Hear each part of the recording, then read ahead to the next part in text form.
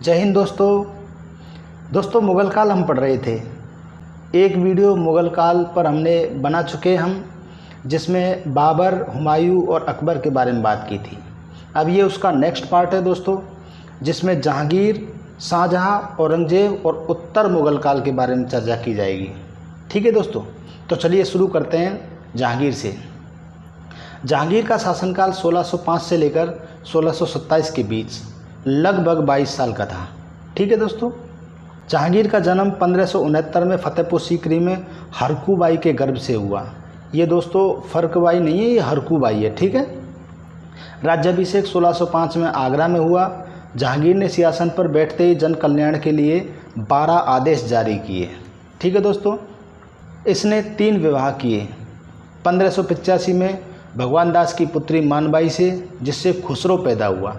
ठीक है दोस्तों, ये वही भगवान दास है जो अकबर का नवरत्न हुआ करता था। फिर दूसरा विवाह किया 1590 में मोटा राजा उदय सिंह की पुत्री जगत गोसाई से, जिससे खुर्रम पैदा हुआ। ठीक है दोस्तों, अब ये मोटा राजा उदय सिंह कौन थे, मैंने आपको पिछले वीडियो में भी बताया है कि 1570 में अकबर ने जो नागौर दरबार लगाया था, उसमें राजस्थान के जैसलमेर से हर्राय भाटी, बीकानेर से कल्याण सिंह और जोधपुर के मोटा राजा उदय सिंह ने नागौर दरबार में अकबर की अधीनता स्वीकार कर ली थी। ठीक है दोस्तों, और 1611 में ग्यास बेग की पुत्री नूरजहां या मेहरुनिस्सा, नूरजहां को ही मेहरुनिस्सा कहा जाता था। ठीक है दोस्तों, जहांगीर के शासनकाल में खुसरो का विद्रोह हुआ। खुसरो कौन था? खुसरो इसका बेटा था जहांगीर का। 1606 में खुसरो का विद्रोह हुआ। लाहौर में सिखों के 5वें गुरु अर्जुन देव ने खुसरो को शरण दी। परिणाम स्वरूप जहांगीर ने अर्जुन देव को मृत्युदंड दिया। ठीक है दोस्तों, यानी जहांगीर के समय में उनके बेटे खुसरो ने 1606 में विद्रोह किया लाहौर में, और इस विद्रोह के दौरान सिखों के 5वें गुरु अर्जुन देव ने खुसरो को अपने यहाँ पर शरण दी थी, जिससे नाराज़ होकर जहांगीर ने अर्जुन देव को मृत्युदंड दे दिया, यानी फांसी पर लटका दिया। इसके शासनकाल में मुग़ल मेवाड़ संधि हुई 1615 में। ठीक है दोस्तों, ये आप अच्छी तरह से याद कर लेना, क्योंकि एग्ज़ाम में पूछ लिया जाता है कि मुग़ल मेवाड़ संधि कब और किसके शासनकाल में हुई थी।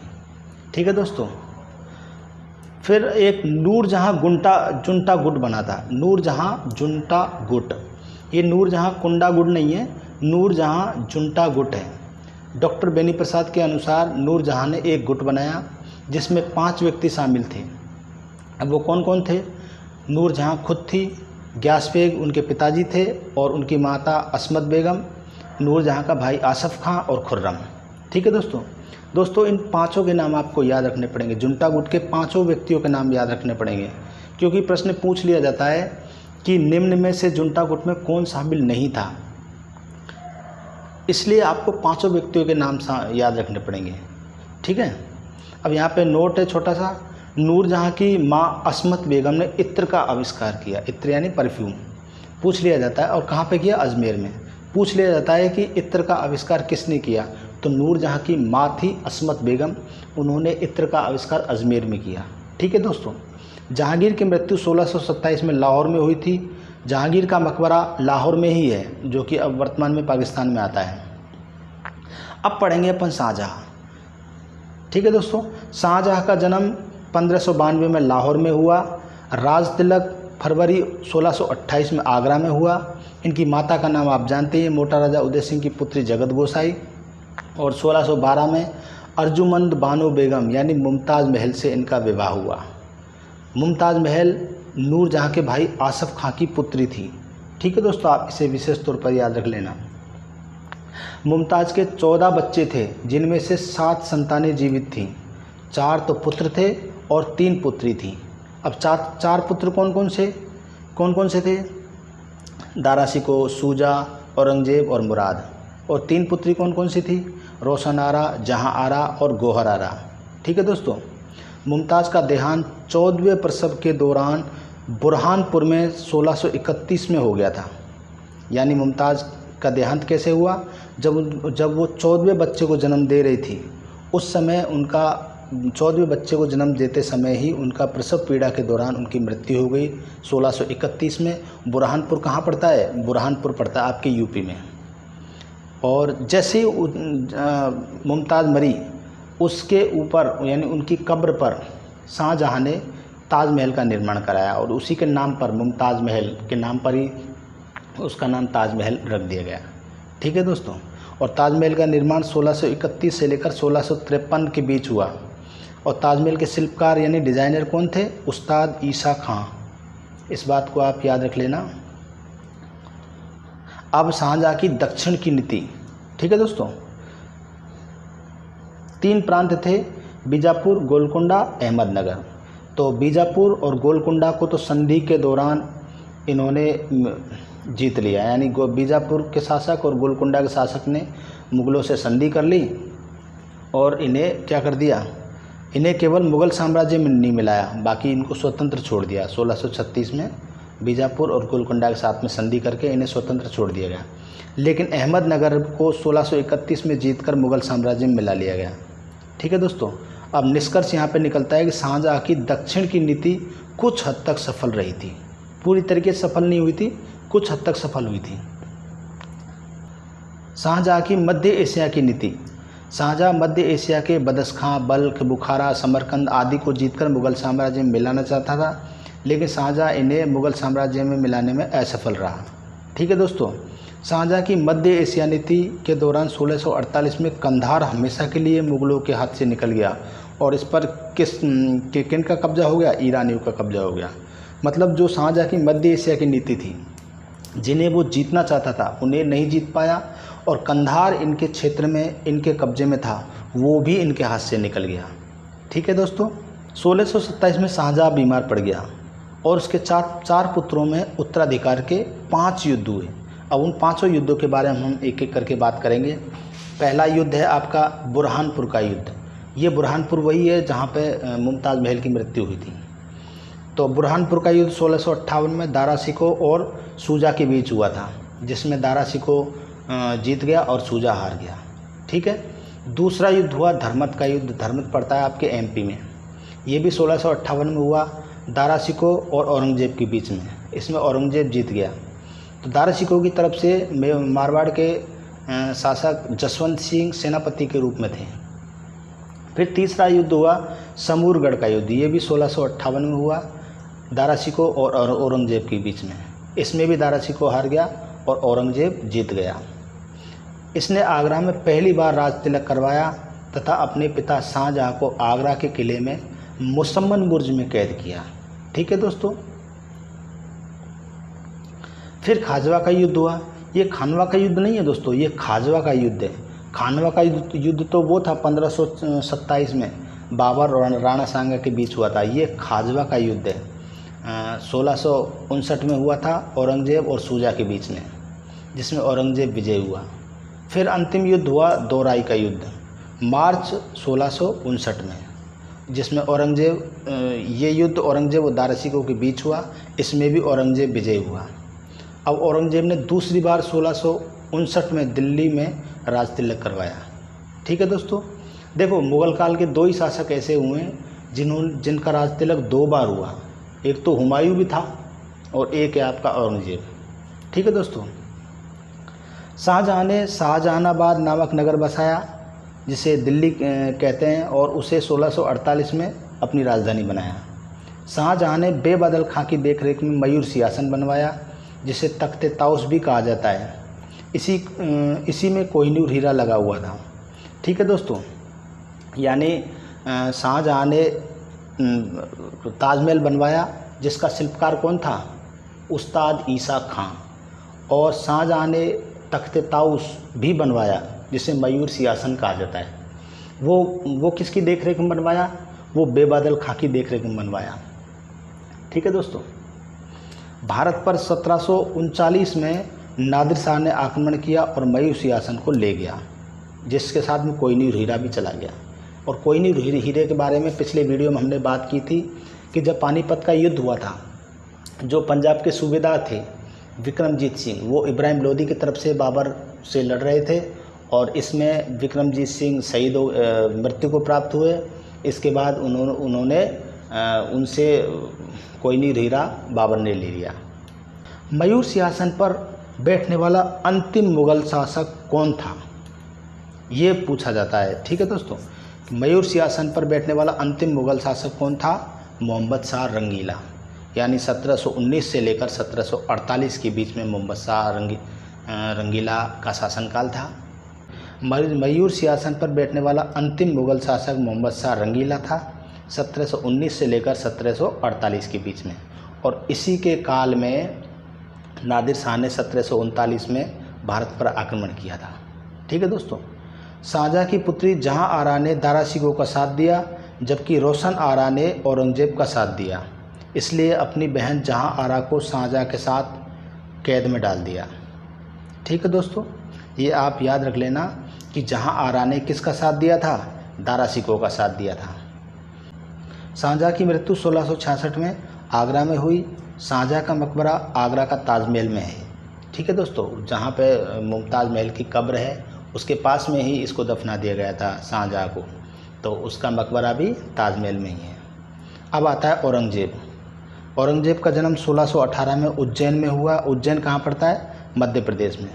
इनकी माता का नाम मुमताज़ था, यानी औरंगजेब का जन्म मुमताज़ की गर्भ से हुआ। औरंगजेब का राज्याभिषेक 2 बार हुआ। पहली बार 1648 में आगरा में, तब आलमगीर की उपाधि धारण की थी, और दूसरी बार 1659 में दिल्ली में हुआ। ठीक है, और इसकी अन्य उपाधि थी जिंदा पीर। औरंगजेब को जिंदा पीर भी कहा जाता था। अब औरंगजेब की धार्मिक नीति के बारे में बात कर लेते हैं।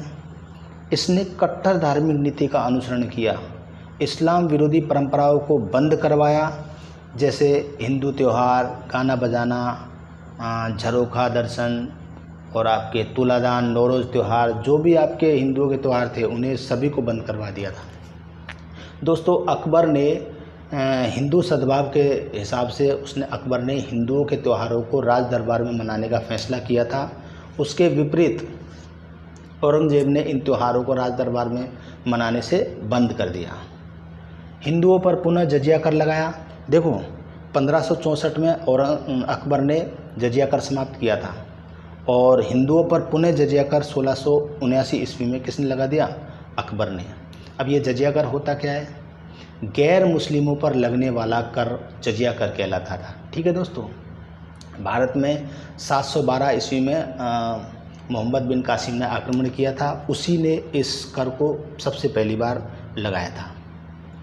हिंदू मंदिरों को तोड़ने के लिए मोहतसिब नामक अधिकारी नियुक्त किए, जिन्होंने अनेक महत्वपूर्ण मंदिरों को तोड़ा, जैसे सोमनाथ मंदिर, विश्वनाथ मंदिर और केशव राय मंदिर। विश्वनाथ मंदिर आपके बनारस में पड़ता है, सोमनाथ मंदिर गुजरात में पड़ता है, और केशव राय मंदिर आपके मथुरा में पड़ता है। ठीक है दोस्तों, हिंदुओं को मुसलमान बनाया। परिणाम स्वरूप औरंगजेब के काल में हिंदू विद्रोह हुए, जैसे 1669 में मथुरा के आसपास गोकुला जाट विद्रोह हुआ। अब गोकुला जाटों के जो नेता थे वो थे राजाराम जाट, और राजाराम जाट के नेतृत्व में जाटों ने अकबर के मकबरे को लूटा और अकबर की हड्डियों को जला दिया। ठीक है दोस्तों, 1672 में वीरभान के नेतृत्व में सतनामी संप्रदाय के किसानों ने विद्रोह किया। फिर आपके सिख विद्रोह भी हुआ। 9वें गुरु तेग बहादुर के नेतृत्व में सिखों ने विद्रोह किया। परिणाम स्वरूप औरंगजेब ने गुरु तेग बहादुर का वध करवा दिया, और 10वें गुरु के 2 पुत्रों को दीवार में जिंदा चिनवा दिया। देखिए दोस्तों, सिखों के 5वें गुरु को जहांगीर ने ख़त्म करवा दिया। ठीक है, और सिखों के 9वें गुरु तेग बहादुर को और उसके 10वें गुरु के दोनों पुत्रों को किसने मरवा दिया? औरंगजेब ने मरवा दिया। औरंगजेब की दक्षिण नीति के बारे में बात कर लेते हैं। दक्षिण नीति का उद्देश्य दक्षिण को जीतकर मुगल साम्राज्य में मिलाना। ठीक है दोस्तों, इस समय दक्षिण भारत में 3 राज्य थे। यही राज्य किस में थे आपके? इस मराठा राज्य नहीं था, बल्कि गोलकुंडा, बीजापुर, अहमदनगर, ये शाहजहाँ के काल में भी थे। यानी दक्षिण को जीतने की मुग़ल शासकों में बहुत ही तत्परता रही है।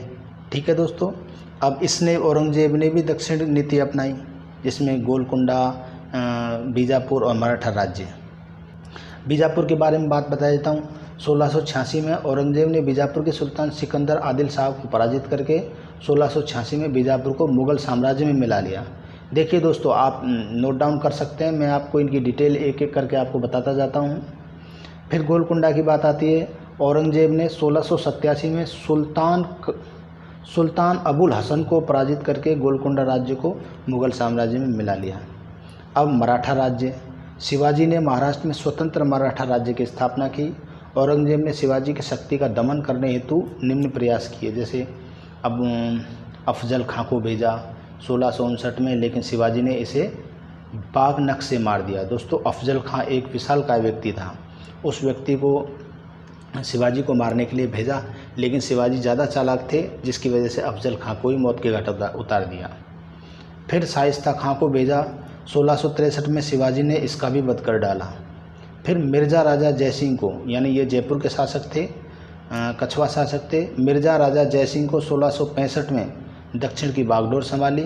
परिणाम स्वरूप पुरंदर की संधि हुई। ठीक है दोस्तों, ये पूछ लिया जाता है कि पुरंदर की संधि कब हुई और किन किन के बीच हुई। ठीक, पुरंदर की संधि 1665 में मिर्ज़ा राजा जयसिंह, जो कि औरंगजेब का प्रतिनिधि था, और शिवाजी के बीच में हुई थी।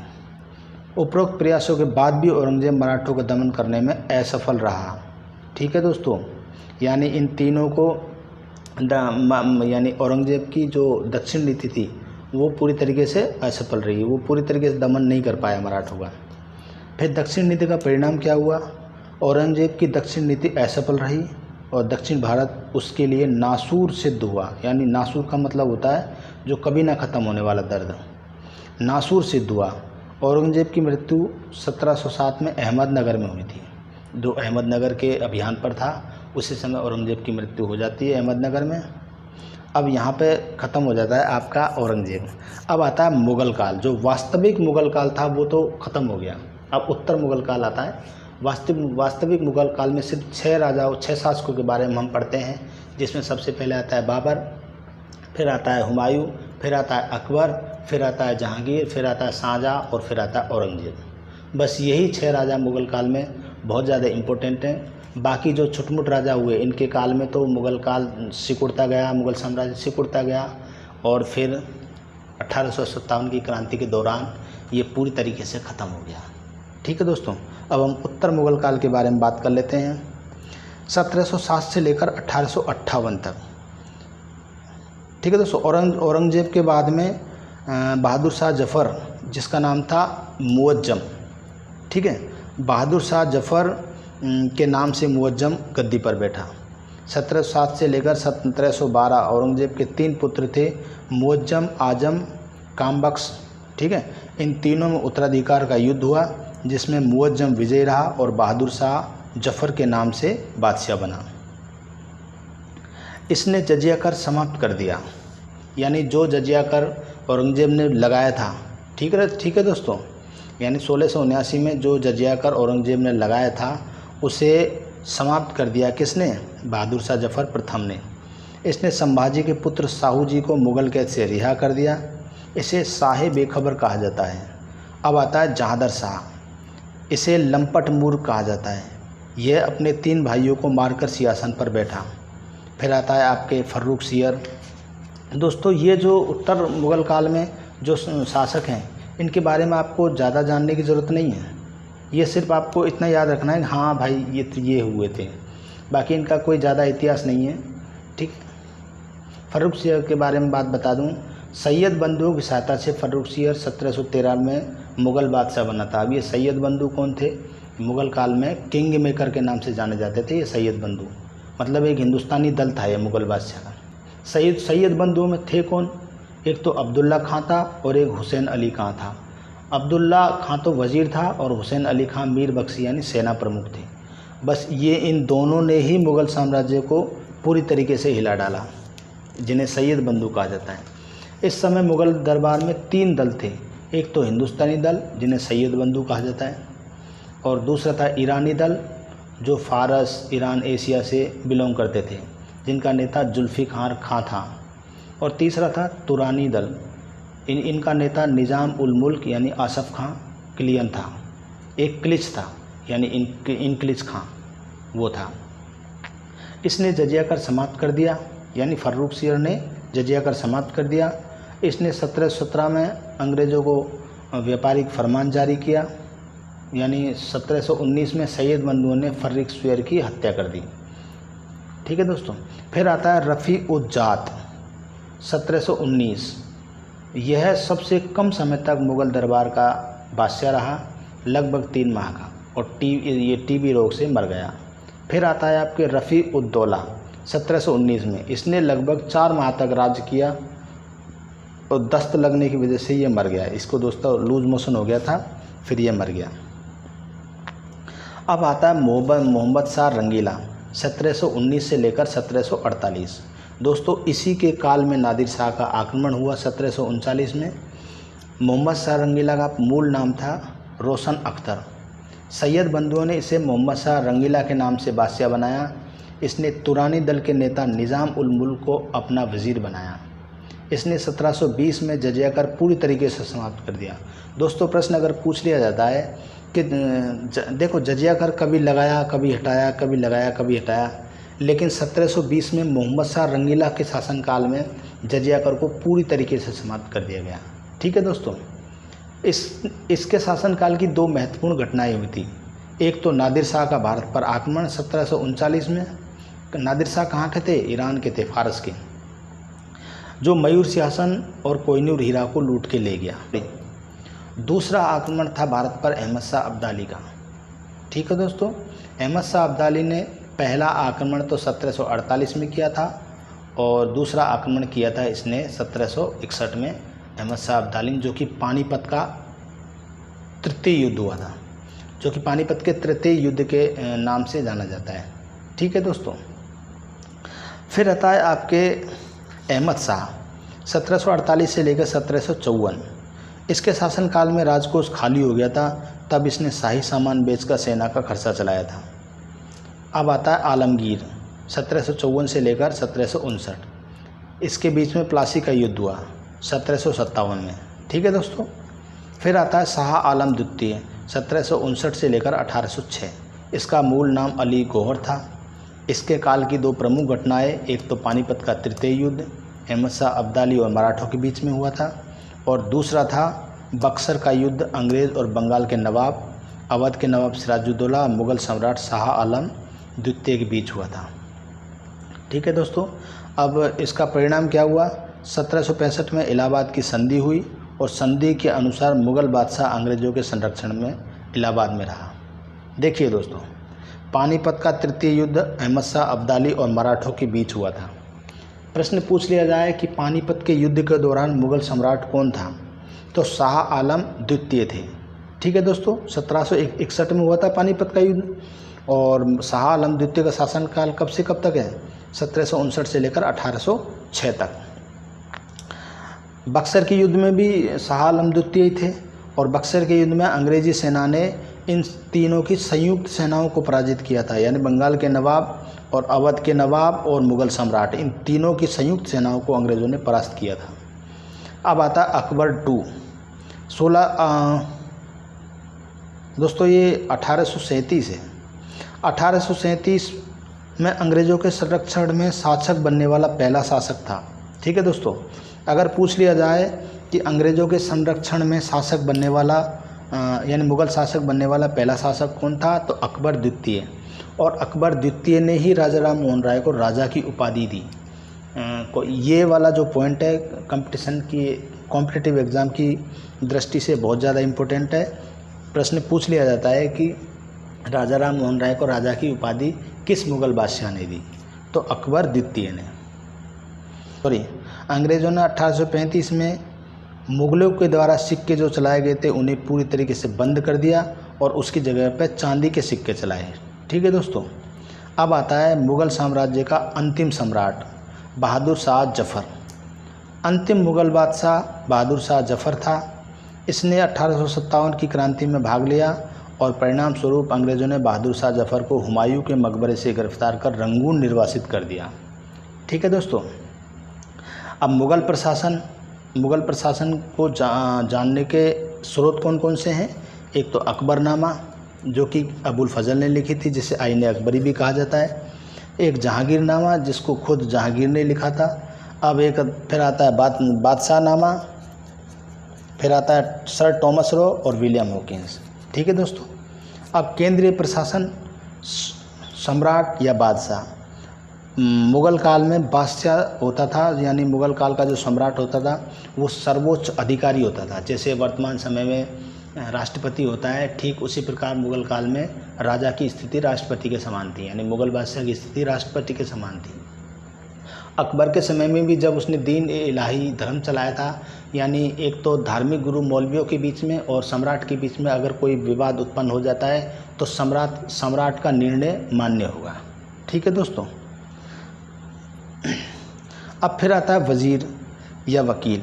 बादशाह के बाद प्रशासन में सबसे बड़ा अधिकारी वकील होता था, जिसे प्रधानमंत्री कहा जाता था। उदाहरण के लिए अकबर का वज़ीर बैरम खां था।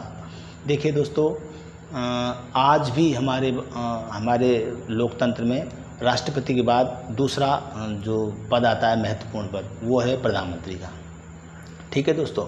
और पाकिस्तान में आज भी प्रधानमंत्री को वज़ीर आलम ही कहा जाता है। फिर आता दीवान। यह वित्त विभाग का अध्यक्ष होता था और भू राजस्व से संबंधित नियम इसी विभाग द्वारा बनाए जाते थे। जैसे अकबर के समय मुजफ्फर खां था। यानी आज वर्तमान में फाइनेंस डिपार्टमेंट होता है, वित्त विभाग का मंत्री होता है, वित्त मंत्री के नाम से जानते हैं, जो कि वर्तमान में निर्मला सीतारमण है। ठीक है। उस समय जो वित्त विभाग होता था उसे दीवान के नाम से जानते थे मुग़ल काल के समय में। फिर आता है मीर बख्शी। यह केंद्रीय सैन्य विभाग का अध्यक्ष होता था। ठीक है दोस्तों। इसका कार्य था सेना में अनुशासन रखना, सेना की जांच रखना, सेना को हथियार एवं रसद उपलब्ध करवाना। फिर आता है मीर अनीस। तोपखाने का अध्यक्ष प्रधान होता था ये, मतलब मीर अनीस तोपखाने का प्रधान होता था। अब फिर कुछ प्रांतीय अधिकारी भी थे, कुछ प्रांतीय अधिकारी भी होते थे, जैसे सूबेदार। सूबे का अध्यक्ष होता था, इसे नजीम भी कहा जाता था। सूबा यानी होता है राज्य। जैसे वर्तमान में राज्य का मुख्यमंत्री सर्वेसर्वा होता है, उसी प्रकार सूबे के अध्यक्ष को सूबेदार कहा जाता था। ठीक है दोस्तों। इसका कार्य था सूबे में शांति व्यवस्था बनाए रखना। फिर आता है दीवान। प्रांतीय विभाग का अध्यक्ष होता था। जैसे बताया ना, वित्त विभाग का अध्यक्ष भी दीवान कहलाता था। और ये जो प्रांत होते थे, जैसे सूबे में प्रांत होते हैं, उन प्रांत के अध्यक्ष को दीवान कहा जाता था। फिर आता है बख्शी। प्रांतीय सैनिक विभाग का अध्यक्ष। प्रांत में जो सैनिक विभाग होता था उसके अध्यक्ष को क्या कहा जाता था? बख्शी। मीर बख्शी तो केंद्र में जो सेना होती थी उसके अध्यक्ष को मीर बख्शी कहा जाता था। और जो प्रांत में सैनिक विभाग होते थे उसके प्रधान को बख्शी कहा जाता है। फिर आता है काजी। काजी होता था प्रांतीय न्यायाधीश। वर्तमान में भी दोस्तों गाँव में, जैसे हमारे हिंदू समाज में तो कहते हैं पंच सरपंच, जैसे पंचायत बैठती है ना, उसके प्रधान को पंच कहा जाता है। तो मतलब एक तरह से न्यायाधीश के रूप में कार्य करते हैं। लेकिन मोमडन्स में आज भी काजी, यानी एक पुरानी कहावत है कि मियाँ बीबी राजी तो क्या करेगा काजी।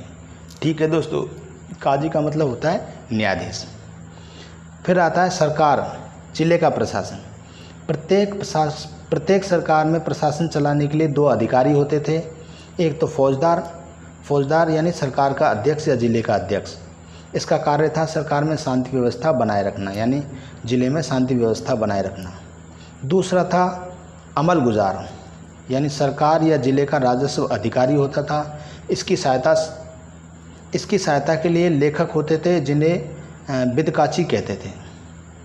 अब आता है परगना या तहसील का प्रशासन। सीकदार परगने का अध्यक्ष, यानी परगने का अध्यक्ष को सीकदार कहते थे। इसका कार्य था परगने में शांति व्यवस्था बनाए रखना। आमिल परगने का राजस्व अधिकारी होता था और फौजदार परगने के खजाने का अध्यक्ष होता था। दोस्तों, यदि आपको हमारा वीडियो पसंद आता है तो इसे लाइक करें, शेयर करें, कमेंट करें और हमारे चैनल को सब्सक्राइब करें। इसकी PDF पाने के लिए हमारे टेलीग्राम ग्रुप को ज्वाइन करें। ठीक है दोस्तों। अब जो ये नाम मैंने बताए हैं, मुग़ल काल के समय में प्रयुक्त होने वाले जो विभागीय अध्यक्षों के नाम मैंने बताए हैं, ये आपको रटने पड़ेंगे। हालांकि इतिहास दोस्तों रटने के लिए नहीं होता, लेकिन फिर भी इसमें कुछ शब्द ऐसे होते हैं जिन्हें आपको रटना पड़ेगा। जैसे आपको तारीखें रटनी पड़ती हैं, सन रटने पड़ते हैं, उसी प्रकार आपको ये नाम आपको रटने पड़ेंगे कि उस समय के अधिकारी वर्तमान समय में क्या कहलाते हैं। कुल मिलाकर थोड़ा बहुत शासन प्रशासन मिलता जुलता है, इसलिए। ठीक है दोस्तों, धन्यवाद, थैंक यू।